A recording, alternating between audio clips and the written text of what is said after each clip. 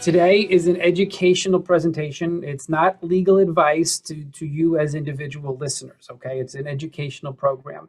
The answers, they're going to be general in nature. They're not specific to your specific situation. They're not legal advice to you.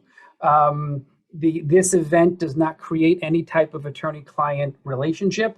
If you are a client of the firm, though, please don't expect any attorney-client confidentiality when we're dealing with this type of a medium. Also, if you do need specific legal advice, we offer free consultations, either Zoom or in person here at our offices in Melville. Most of them are with me personally, and we can get into these issues and see how our services can help you. All right, so now I'm done with the screen share, and we will get into our questions. If you do have questions as we're going through this over the next 20, 30 minutes or so, please put them in the chat box and I'll be happy to answer them when we get to that part. Okay, first question for today from Cindy. What are the differences between a DIY, do-it-yourself power of attorney, and those prepared by a lawyer? So great question, and I do talk about this frequently with my clients and at different events. She also asks, is it necessary to use a lawyer to prepare such documents? I'm actually going to make the question a little bit more in depth. I'm going to say, are the DIY legal forms, such as LegalZoom or Staples, Rocket Lawyer, things like that. So an online form, a paper form, and what I'm going to add to that is a non-experienced elder law attorney, okay? Because there are attorneys out there that specialize in different things than I specialize in, that we specialize in over here. So an attorney prepared power of attorney does not solve your problems. It has to be an attorney that knows what they're doing in this field of law. Now, New York State they've made the power of attorney statute and therefore the base power of attorney form as confusing as can be. I've been doing this work since 98, graduated law school in 97, passed the bar exam, admitted in January of 98. And since then, I think they've changed the law 3 or 4 times already. Definitely 3. So in 2009, they modified the form. 2010, they modified the form. 2021, just in July, they modified the form again. It's been confusing. First and foremost, a power of attorney may be one of the most important planning documents there is. It's where a principal, perhaps a parent or yourself, have the ability to appoint 1 or 2 people to handle your legal and financial matters. Very, very important document. It's important because incapacity can strike at any moment. Yes, there could be physical incapacity, but there could also be cognitive incapacity. And if a power of attorney does not exist, and there is such a decline in mental capacity that they can no longer sign a power of attorney, then that family, those people are going to be up the creek, so to speak. What do I mean by that? Well, if a person has the ability to make their own decisions and plan their estates, protect their assets, apply for Medicaid, protect their income, if they could do it themselves, they do it. If they can no longer do it themselves, then you need somebody else already named to be able to do it, okay? If there is a loss of capacity, and if there is no power of attorney in place, or if there is a power of attorney in place and it is insufficient, meaning it does not have all of the right language built into it, if it is not modified enough, then in my book and in the court's eyes, you might as well not have a power of attorney at all. So if there's no power of attorney, or if it is insufficient, then what's going to happen if there's a loss of capacity is the family will have to bring, or the loved one, a loved one will have to bring what's called a guardianship proceeding. And a guardianship proceeding is one where, again, somebody with, quote, standing, a legal relationship to the person who's losing or lost capacity, would actually go to the Supreme Court in their county and say, this person, this alleged incapacitated person, is in jeopardy of harming themselves physically, or they are in jeopardy of harming themselves financially, and you, judge, need to appoint me as guardian of his person to make healthcare decisions and guardian of his property to make legal and financial decisions. Okay. Now, the guardianship proceeding is not an overnight proceeding. It is not an easy proceeding. It is a stressful, expensive proceeding that can most certainly lead to significant complications and contests. You can have hearings and you can have trials and you can have litigation back and forth. Generally speaking, a what's called an uncontested guardianship can be anywhere from $5,000 to $10,000. Can take about 8-9 months. All right. A contested guardianship, where you have a daughter saying, I should be the guardian, and then you have a son saying, no, I should be the guardian, you're looking at over a year. You're looking at legal fees in excess of $10,000, $15,000, $20,000. In addition, if the judge concludes that you brought the guardianship and it's dismissed, but if the judge concludes that you brought the guardianship not in the best faith, that judge can make you responsible as the petitioner for all of the legal fees that have come up.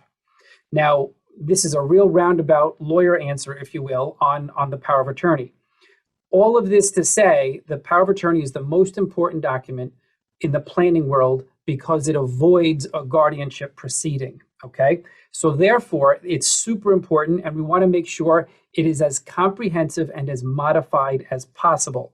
Therefore, to answer your question, if it is a computer-generated form, like LegalZoom, for example, if it is a DIY form, do it yourself, if you buy it at Staples, there is a very, very good certainty that that form will be lacking all of the necessary asset protection, income protection, elder care, Medicaid, estate planning, retirement planning language and power that you're going to need. All right. So the answer is no. They are not the same. They are entirely different animals. And in my opinion, and I think other attorneys that do what I do because we've seen the train wrecks, will adamantly say you must have an experienced elder law attorney draft what is called a durable modified power of attorney. Okay. Now, the New York State statute, all right, general obligations law is what created it, creates a statutory form. They call it a statutory short form. So the New York State legislature said, here, this is what it'll look like. And if it looks like this, then it's not supposed to be rejected. It's an accepted form. But in that form, under current law since July of 21, 2 months ago, there is a modification section built into it, okay? And it says halfway through the document, modifications optional. Those DIY forms will have those modifications optional, and nobody's going to know any better, and they're not going to put anything in there. I've seen general practice attorneys give clients those forms, and they're not the right forms because the modification section is not completely amended, modified, blown out, if you will, to include all that I mentioned earlier as far as asset protection, income protection, and Medicaid. All right. So I can't stress enough. You need somebody who does this stuff every day to prepare a durable modified power of attorney. Just this week, was it this week? It was this week. And then same exact story 2 years ago. 2 years ago, sat down with a client. When there's no documents in place, there's nothing to review, but a potential client will bring in their existing planning documents. And here she was with a power of attorney, okay? Now, the way New York State has, again, confused everybody with these new forms is the 2009 form expired in 2010, and then the 2010 form is the only form that is to be used from 2010 through July of 2021. Now that we're past July of 2021, we have to use that form, all able to be modified. Now, I sat with, a potential client a couple of years ago, and she had her form with her. Now, I reviewed it. I said, I hate to tell you this, but the form that you just had put together by an attorney a couple months ago is inadequate. It doesn't have the right language in it. In fact, it's the wrong form. Okay. And she looked at me and she couldn't believe it because the attorney she sat with said that the form she had before this one, the power of attorney she had prior, was the wrong one, and attempted to replace that power of attorney with this power of attorney, which was the wrong version and the wrong form. That really happened 2 years ago to myself and a potential client. We ended up fixing it. Just sat with a client yesterday. They had a power of attorney just prepared by an attorney in the city 3 weeks ago. Wrong form. Not only was it the wrong form from 2009 again, but no modifications at all. So here we are now saying, does dad have the capacity to sign a new power of attorney? This is not a document. It's not a strategy you want to play games with. You want it done right the first time. So hopefully, that was a rather long answer roundabout, but it's very important, and it's very important to me that clients get my point, at the audience, that you get my point, that it is a crucial document that needs to get done properly the first time. Okay, so hopefully, Cindy, that'll give you some direction. Next question. So this is from Hope. If a caregiver gives money toward the care of their parent monthly, which does happen, are they legally obligated to continue? And practically speaking, the answer is no, of course not. That's a monthly gift to help your parent pay their bills and get by. The question continues, particularly if said parent should have needing placement in a nursing facility, should a record be kept? I would say yes, records should always be kept with something like that. Informal, write it in a notebook, but it can lead to issues. So let me go down that road for a moment. If, for example, a child is giving mom $1,000 a month to help pay their bills every month after month, year two or three goes by, and now that parent needs Medicaid. Medicaid has a look-back period. Those look-back periods include a review of all the assets, of all the financial accounts. If there is a $1,000 payment made every single month, the risk is that Medicaid can impute that to the mother as a regular income source because it's been coming in every month. Now, it would then be up to the child to refute that by saying, no, that is not income to mom. It is a gift I was giving to her. Here is a written letter. Here is an affidavit. I can no longer financially afford to pay that gift to mom, and it has to stop. So there will be a little bit of a battle, okay? But the reality is that it's a gift and it should not count.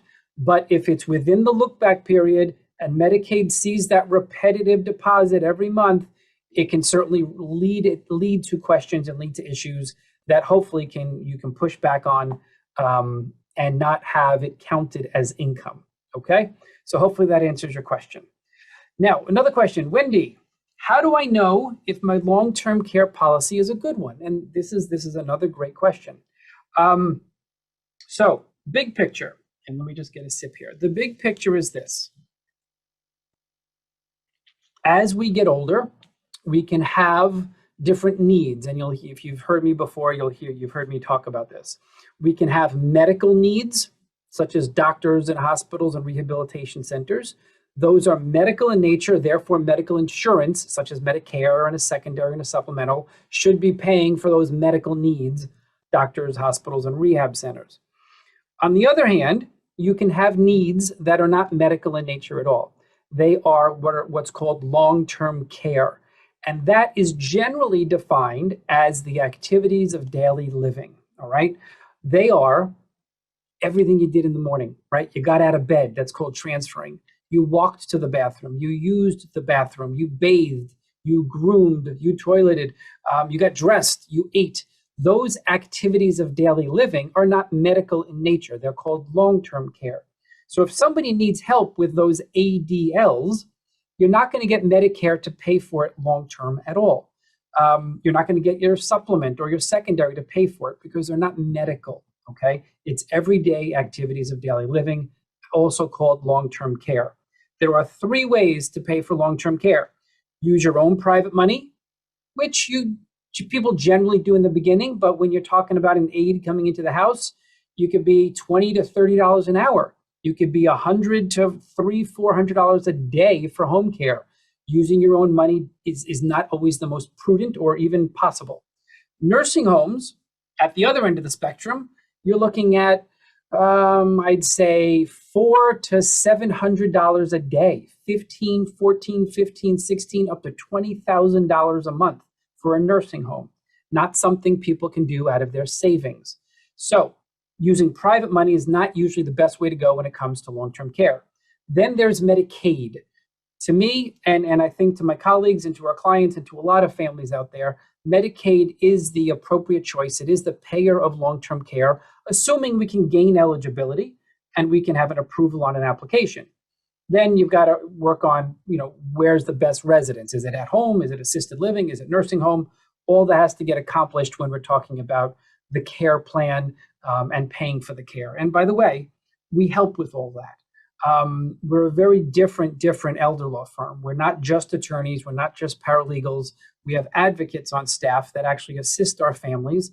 Geriatric social worker, actually have a geriatric RN starting shortly to advocate for our clients, to help them get the best care possible, to help them receive the most Medicaid hours possible, to help them decide with the family, should mom be at home or are we talking more facility-based care? Those are tough questions and tough issues. And my firm has been around for decades helping people make those decisions. So we can help with that. That Medicaid is a whole nother discussion. Our care coordinators are available, but it's a whole nother discussion. And sorry, Wendy, you did ask a specific question, but I'm getting there.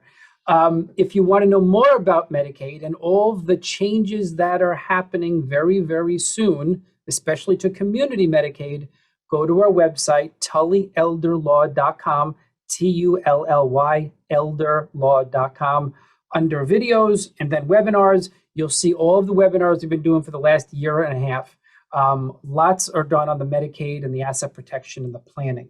So again, Medicaid is an option to pay for long-term care.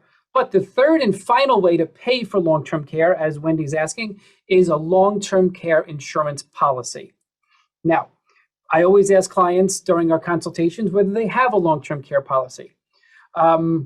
Just having one, like the power of attorney I spoke about earlier, does not solve the problem, okay? And it's for the same reasons. So having a long-term care policy, if you have one, you have to make sure that it has the right language. You have to make sure that the benefits are robust enough to actually alleviate the payment concerns when it comes to long-term care. So the question is, how do I know if a long-term care policy is a good one? So assuming that there is one, there are many variables that come into play. The biggest variables that come into play is how many years of care, how many years of benefit have you purchased? Is it a 2-year plan, a 3-year plan, a 4-year plan, a 5-year plan? They used to have lifetime plans, but I think they've been slowing those down. So how long is the benefit? How many years? That's the first variable. The second variable is where can the benefits be paid, meaning for what services? Is it just home care, which also usually includes assisted living, or is it also nursing home? Is it one or the other, or is it both? Okay, it should be both. And as far as a recommendation on length of years, at least 3 years is the minimum that I'd recommend. But if you want to protect yourself for the 5-year Medicaid look back, then you're going to want a 5-year benefit to pay out, right? And you're going to want it to be community Medicaid, home care services, assisted living services, and nursing home services. Another variable that is very important when you're looking at long-term care policies is how much of a benefit will the company actually pay per day. When you put together a long-term policy plan, there's going to be a pool of money, hundreds of thousands of dollars that will be available once the claim is accepted. That is a whole nother issue. Generally, you're looking at having to demonstrate a need with 2 of the 6 activities of daily living in order to have the long-term care insurance policy kick in to approve the claim, okay? Now, the daily benefit, financial daily benefit. As I said a few moments ago, talking about Medicaid and home care, $25 an hour equals $100 for 4 hours. 12-hour care is 12 hours times that, you're looking at $300 a day. So home care can be $300 a day. Nursing home care can be $400, $500, $600, up to $700 a day, okay? So if you're buying a long-term care policy, $100 a day for home care, it's a good start, but it's not going to take you the whole way. You're still going to have to spend your money or your own money or get Medicaid. $200 a day, $300 a day for a nursing home, it's a start, but the same thing. You're still going to have to use your own income or your own assets or Medicaid to pay the difference. Okay, so an ideal plan, 5 years of benefit, home care and nursing benefit, I would say $300 a day, I'd say $500 a day nursing home. But something like that's expensive, all right? So it all depends on what can be afforded. Now, a lot of policies we see when we sit down with clients, like the powers of attorney I mentioned earlier, client walks in, not do I have a power of attorney, but I have a long-term care policy. Okay, let me see it. And when we look at it, it could be a 3-year benefit, not bad, but it could be, I've seen $100 a day, I've seen $78 a day. That's doing nothing, all right? You're still looking at Medicaid in that scenario. So it's not just having it, it's having the right robust benefits to cover the care, okay? Now, sometimes a client will intentionally only buy 50% of coverage. Well, that's because they may have a significant pension that they're willing to contribute every single month to pay for the difference in the care. If not, then you're still going Medicaid, and you can, okay? Another variable is what's called an elimination period. Generally, the elimination period is 90 to 100 days. It means you just pay for that much care. It's kind of like a deductible. You pay that much up front before they kick in, okay? There's also, when we talk about long-term care, something called the New York State Partnership. It's a valuable policy. It's a good policy. It's where if you purchase certain minimums, and there are long-term care insurance specialists that can help with a partnership policy. If you purchase a policy that's a partnership policy with a certain amount of benefits, minimum benefits, then once those benefits run out, you transition into the Medicaid program without having to transfer and protect your assets. So your assets are protected with a partnership policy. Your income is not, but the assets are, all right? So it's something to consider. It's like life insurance. The younger and the healthier, the least expensive it's going to be. The older you get, it's going to get more expensive. In addition, if there's any health conditions that arise, the more expensive it's going to be, or they're just going to decline you altogether. All right. So again, thank you for the question, Wendy. Last question I have here. Mom was approved from Marianne. Mom was approved for home health care through an MLTC, that stands for Managed Long-Term Care here in New York. But like a lot of folks over the last year, due to the pandemic, due to unemployment benefits, it's been difficult to find an aid, all right? Not uncommon. We're hopeful that that time frame, though, that period of time where the aids have been few and far between is ending soon. Now, the question is, how can I get into what's called the CDPAP program? So CDPAP stands for Consumer Directed. When somebody applies for Medicaid, especially through this MLTC program, which is what 90% of the applications are, there's also something called immediate need, which is a different avenue, but you still end up in MLTC eventually. So an MLTC Medicaid-based application will have your assessments, all right, where again, our advocates will assist the family through that process. But it's the MLTC that you work with to pick a home care agency to provide the care, or you notify, Marianne, you notify the MLTC directly that you are going to go for consumer directed. Now, a couple caveats. Consumer directed is where the consumer, right, that's mom or the power of attorney for mom, are able to direct the care, meaning we don't need a home care agency to oversee. Okay, so consumer directed means the family does it themselves, and Medicaid will pay the person providing that consumer directed care. The two caveats are this, that in order for this to work, the aide, the child, the neighbor, the friend, has to actually sign on with a fiscal intermediary, which is just a third party, and that's how the person will get paid. The state doesn't pay you directly. The MLTC doesn't pay you directly. Medicaid doesn't pay directly, but the Medicaid will pay this intermediary. It's kind of like a home care agency, but it's not.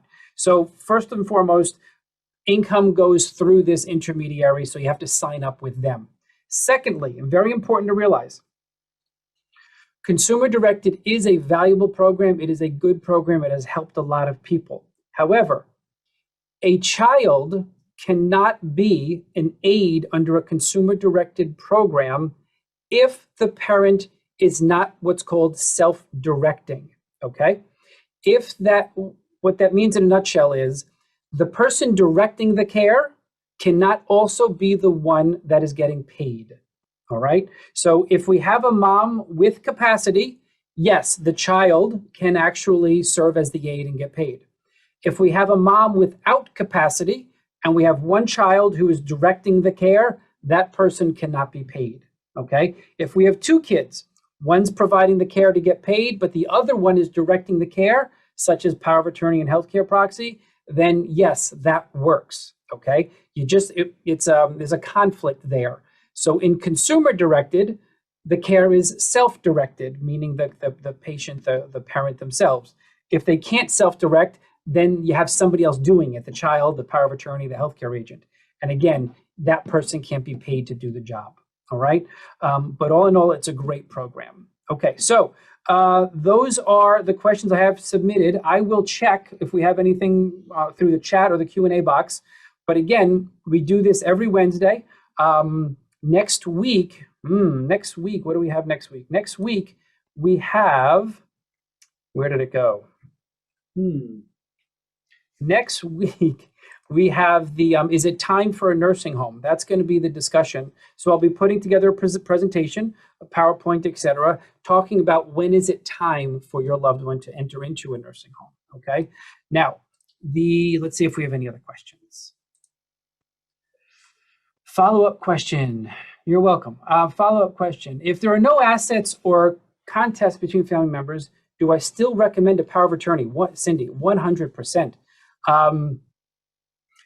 Power of attorney is good for more than just assets.